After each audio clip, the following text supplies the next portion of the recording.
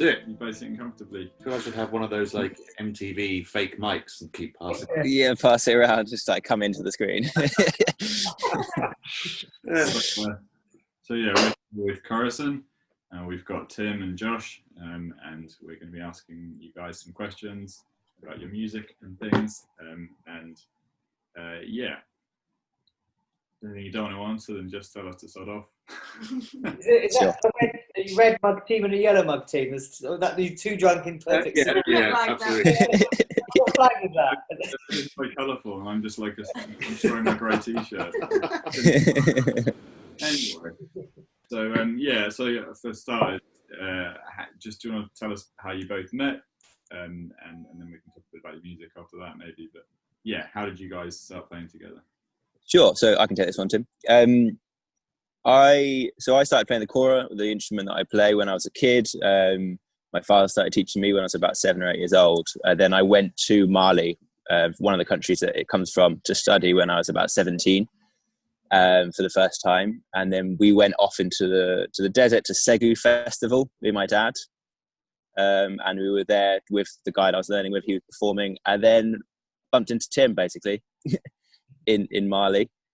And then we sat and played under some trees, I think, and just chilled out for a bit. And then, yeah, it turned out we kind of lived not so far away from each other. And then there's been some really weird connections through the rest of our relationship with people that we've known and stuff.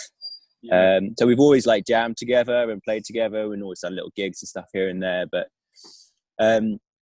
we've kind of started to kind of focus a bit more, I suppose, on this project the last year or so. And we recorded some music. But yeah, I think that's pretty much it, isn't it, Tim? Yeah, I mean, the meeting was incredible because I was there with my daughter. She was playing at Festival Segu. Oh, that was it, yeah. Yeah, and you're there, and you're in Segu, Mali, on the River Niger.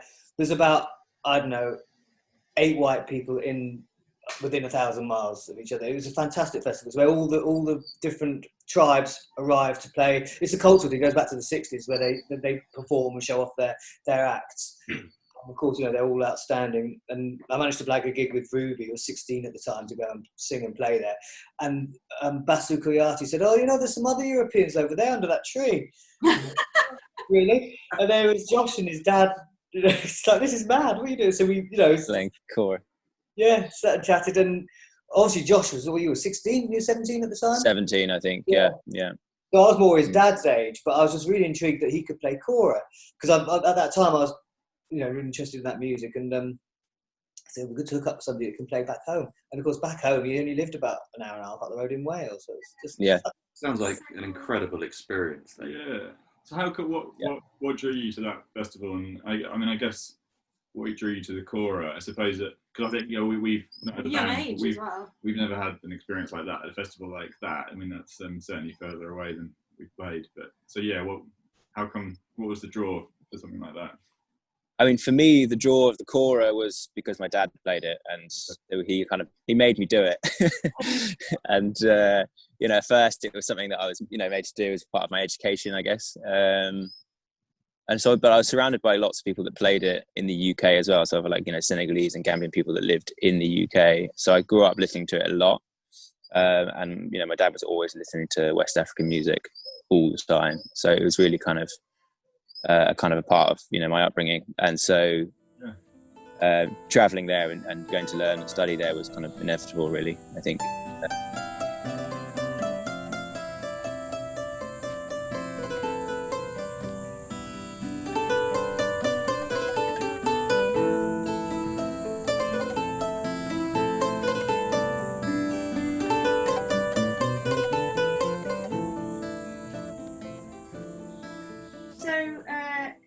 You mentioned that your release that's coming out this year, that you recorded that in front of a live audience. What made you decide to do that instead of going into a studio? Okay, so we have tried to do recordings before, and they've been good always, but it always felt like there was something missing. The live performance was always so great, and the energy was always so amazing. And we'd go into the studio, and it's all a bit kind of clinical, and you're all kind of like, play now, and it seems a bit kind of forced. I'm sure you'll know. And it was actually a a friend of ours, Mike Trim, who's this amazing producer. He came to see us play live, and he'd been recording with us in the studio before, and he was like, "You guys are just like so much better live. You know, that the energy that you create, like the interaction with the audience and stuff." And I think it was his idea, and he was like, "How about next time you come down and do a recording session, we just get an audience in." He's got quite a big studio. He's like, we get 30 people into the space and just record it. You know, if it works, it works. And it did work, and it was really cool. Really enjoyed it. That energy was just so different than doing a proper recording, well, a kind of normal recording session. So I think that's kind of how it went, wasn't it, Tim? Yeah, it just throws the X factor in, doesn't it? When you know, all it takes is one person to be witnessing what you're doing, and it sort of, I don't know, just forms a cohesion, just makes it all. You can we play for each other. We really, really enjoy playing with each other, and it's not unusual for us to. We're travelling together and we see somewhere nice and it stays nice. We'll stop off and play because we absolutely love playing. Well, I do, and I think Josh still does. Just love playing music together. And somehow, when you get into those sort of the clinical sort of laboratory type atmosphere of a studio, although Mike's really good at making us feel relaxed, making it for home, the actual X factor doesn't quite kick in. The chance of, I'm feeling this, I'm going to go there now, I don't know what's going to happen, but we'll see what happens. You know, you don't do that generally because you're trying to lock it, nail it down, aren't you, when you're in the studio? But when you go in live, you just push it that little bit further, and that really helps. And you know, without sounding too sort of vague, there is something there in the air between you and who you're playing for.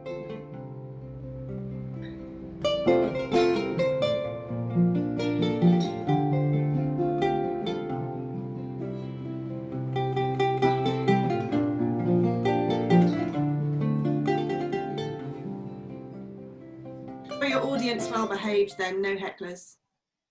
There was a few. There's always one. It was because it wasn't a big space, and there was only 20 people, and it was 20, 25, something like that. Yeah. Lovely then to turn up and sit down and give up their evenings. But they seem what you said, Kieran, isn't it, on the left, on the right? Aaron. Yeah. Close. About that thing of but it's oh, sorry, man. You hit on something which was really true, and I forgot what it was now. Never mind.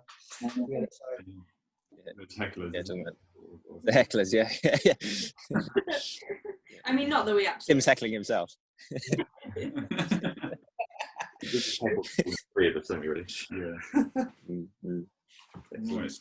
Cool, moving on then. You're sitting in a bit now. I'm a cameraman, and you were so off frame. It was really hurting. He doesn't like being on camera. Trying to socially distant. Fair enough. Oh, of course. Well, yeah, we've got a little bubble going here. So. Yeah. Totally. So, Tim, you have another profession, right? We had a brief about it a couple weeks ago. Yeah. I'm between several things. I'm 58 years old now, and I've done quite a lot of sort of different things. My family's all grown up, the kids are grown up, I've got grandchildren. So all through that period, I made films. So the film that we made when I went down to Mali, when we met Josh, there's a film there, which is really interesting, Mali musicology. So it goes back to 1987, 1988. It's quite a long time ago. So I've made films all my life. And nowadays I make perfumes as well, which lovely. Haven't you where to start? They go together. Music and perfumes are just perfect pals. I was wondering if it was a bit like, say about synesthesia, where people see like colour and music being linked. Are there like smells, music linked together, or? Oh, there are definitely. I don't think I can actually include myself in that, but I know it's a phenomenon. But I do, like, you might conjure up a melody in your head. Oh, it looks like Josh has lost over. No, sorry. You might hear a melody in your head while lying in bed. I'll lie in bed and I'll think of, wow, I'm just thinking of some ginger mixed with a little bit of patchouli and maybe a bit of an almond top. And that sort of, I've got a shed at the end of the garden. I will sometimes. Yeah. I bet your shed smells great. It does. Yeah, it does. Yeah. Yeah. But you were talking about, Tim, about the idea of having a smell for each track on an album or something. You have these kind of different smells that relate to the feeling of the piece of music, which should be a really interesting project. like a scratch and sniff on the album sleeve. Exactly. The idea would be the album would be the perfume, and all the tracks would be. So you'd open up some labdanum, and we both sniff it like amyl nitrate or something. But it'd be amyl labdanum, and to see what sort of tune comes out. And so six essential oils, 6 tunes, and using those 6 oils, you'd make a perfume, and that would be the album. We're looking for some funding on that, of course. Yeah.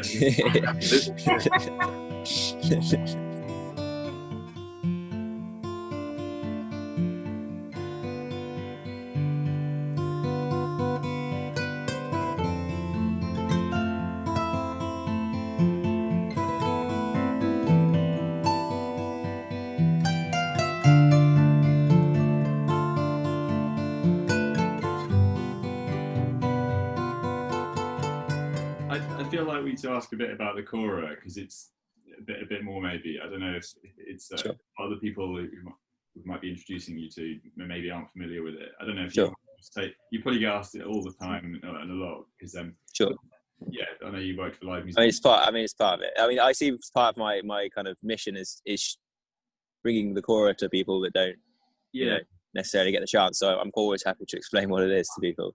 So it's 21 stringed West African harp is basically what it is. It comes from like Mali, Gambia, Senegal, Guinea, and it used to be part of the Malian Empire. It's a really old instrument. It comes from the Jalia tradition, who are like historians and peacekeepers and poets and musicians and stuff, and they have really complex kind of important role in society, even still to this day. And one of the instruments they play is the Kora, and they'll often sing with it as well. It's made out of a thing called a calabash, which is like a giant pumpkin. It's kind of cut in half, hollowed out, and then you've got skin stretched over the front, and then you've got like the modern ones have nylon strings, like more traditional ones used to have like gut strings, like most instruments. And then it had like leather rings around the neck, which you push up and down for individual strings. But now most Koras have guitar and bass tuning hits on the neck, which makes it much easier to tune. Because before it was an absolute nightmare. The one I learned on was one with the leather rings. You're pushing up, even imagine you're pushing 21 strings up and down like a round neck, which is going up like that. And, the one will hit the one above, and then you have to bring them all down and tighten it a little bit and push it back up again. And trying to get it perfectly in tune took hours. So you'd end up tuning it more than you were playing it. So most people... Making it sound a lot worse. Yeah. But now it's so easy. I mean, when my dad was learning, it was kind of very difficult to you can really buy them even in Europe, let alone learn it. So there was no information online or anything like that. So now there is a lot. So you can pick it up and learn it really easily. You can buy one, and there's loads of tutorials and websites and stuff with like loads of information. You said about the tuning of it. I mean, I'm not going to ask you to tell me exactly what each 24 strings are tuned to, but I mean, is it still? Do you do like quarter notes, or is it? Yeah, well, it's a 7-note scale, so you can kind of tune it to how you want to tune it. Really, you've got some you've got 4 octaves, some you've got 3 octaves, but it's a 7-note scale, and that varies on what you're playing. Often it's a major scale, but it changes. But I mean, traditionally it was probably a bit tapered. It wasn't really stuck down the line of the Western tuning, but I think it was in the similar area, really. So and you can change it, but you can't change it while you're playing, so you can't change key while playing, which is fine, but can be limiting sometimes. Characteristics of those early Kora tunings, though, is that they were nearly always slightly out of tune, weren't they? Well, yeah, in Western terms, Kora, a little bit flat, a little bit twangy. But that's also because to get it perfectly in tune with those traditional tuning methods wasn't an easy thing to do at all. So it's great to play with as a guitarist. The interesting thing is because it's already in a scale. It's rare that Josh will hit a wrong note, but his choice of notes is obviously absolutely sublime. But with the guitar, you've got only 6 strings, but as many notes. It's so easy to make something sound so wrong, because everything's doing so important. And it only takes, I mean, on some of the recordings we've done for this thing, then you'll hear there's just, all it takes is one note for just to say, this guy doesn't know what he's doing. It must be interesting to a company. Yeah. It makes everything sound lovely. You know, it's like when you throw the frisbee, somebody else catches it, makes your throw look good.